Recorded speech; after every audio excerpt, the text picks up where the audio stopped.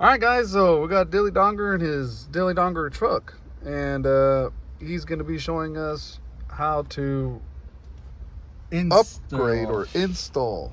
This is an upgrade, guys. All right, this is an upgrade. Don't look at it. Don't look at that missing one right there. It's completely new. This is a brand new one, all right? This one's not from 2009. No, it's brand new. It's brand new. That's all I had, guys. That's all I had in the garage.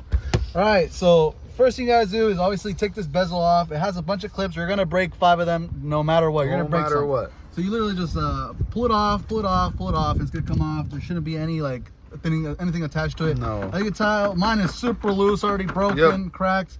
After you do that, you're gonna have the old aftermarket stereo in here. There's 4 bolts in total. So there goes one right here, and one right here, one right here, and one right here. I don't want to take it off, guys, because I don't want to break it. I already did that. It's super easy, and then you usually just take these off. It's just super easy. These are connected in the back. These are the speaker and power wires. This is a ground that goes in the back of the stereo. It's original. Original. This is, I don't know what this is, but you're not going to end up using it for your aftermarket stereo. Oh, wait, I didn't clarify. Your truck has the premium. Yes, mine has the premium Infinity audio system. So it's weird, guys. Obviously, you disconnect the antenna, take the old one out, and then you want to go ahead and buy this. You're not going to do the puerco way, the settle. Don't be pigs, boys. And cut the original harness. No, you want to get the adapter kits. Let's see the part number. Let's see the part number. This is the part number here. CW. This is how it looks, guys. This is it fits 1984 Jeeps, Dodge, Chryslers from 2009. So it fits all those year models, guys. You're only going to need 2 of them.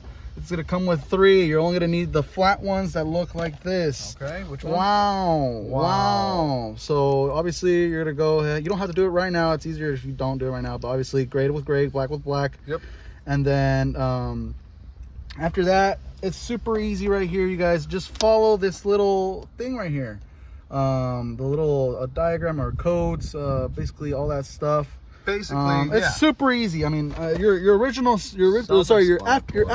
stereo is gonna have its pigtail.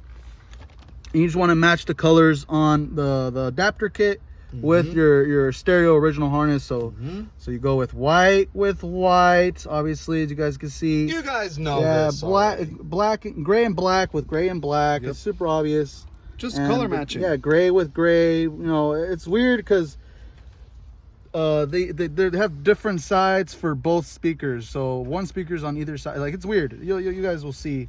You obviously connect it in there. You're good in there, y'all. So yeah.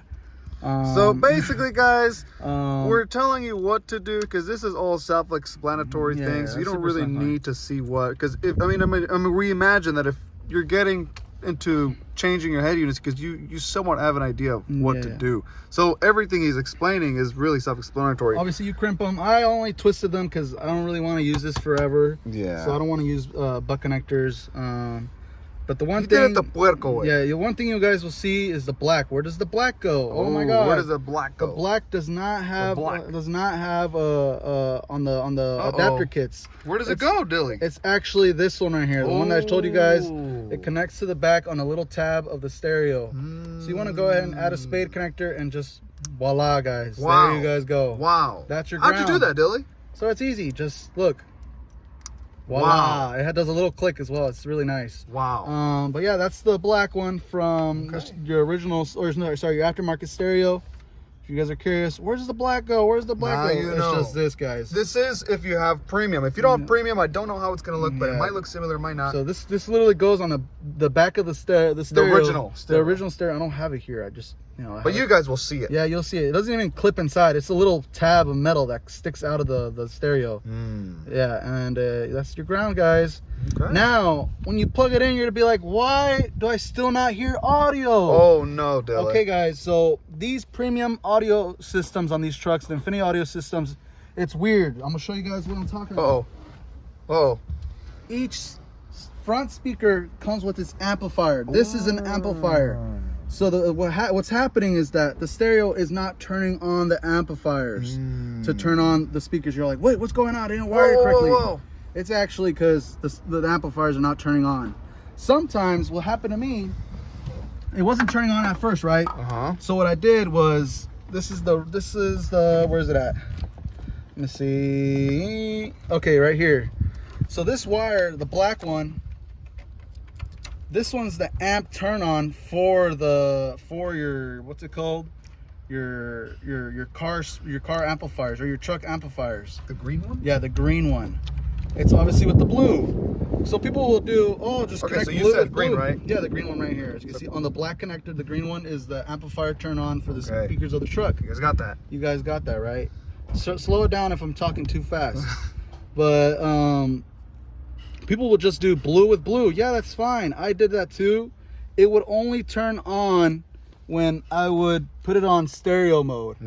But if I put it on aux or Bluetooth, it would turn off the amplifiers. No bueno. And I would not be able to hear audio. I'm like, what's going on? My stereo defective? Something. So what you got to do, instead of connecting the blue from the harness of the aftermarket stereo, you want to connect the blue from the adapter kit straight to the red one on the other adapter kit. So this is actually the ignition key on. Don't connect it to the yellow one, which is always stay on memory. That's power. Yeah, that's constant power. So what's gonna happen, you're gonna drain your batteries very slowly. These amps, I don't know how much power they pull, so I don't know how long until your batteries die. So you wanna do it to ignition only. This is when you turn on the key, it's gonna turn on the amplifiers. So what I did was you can do it with butt connectors. You twist them together, the blue and red from the adapter kits, connect them, put it in the back of the butt connector, crimp it, and then get it from the red from your harness. And that's gonna allow it to stay on at all times when the key is on. Not when you're just, the truck is parked there. Yeah. You're just gonna drain your batteries. You're like, why is my truck not turning on? That's why. You're screwed. And Dilly's not gonna be able to rescue you guys. Yeah, so that is the whole confusion. I could not figure out why my stereo was not turning on or why no audio was coming out. It's because of that. So I had connected the blue with blue, but when I had it on aux, I'm like, why is it not working? I had it on Bluetooth. This doesn't have Bluetooth. I'm just saying Bluetooth. But you guys get it. But it wasn't turning on. I'm like, what the heck is going on? And I started changing it to FM, AM, and it was working. I was like, what the heck? What a dilly donger. And I was like, maybe the aux is defective. And I was over here looking, moving stuff around. But it's just that it's turning them off when you turn it into Bluetooth or aux. So it's better if you guys connect it straight to the red. It's just better. Yep. Yeah, just so you guys know. All right. It's weird. That's all I wanted to show you guys.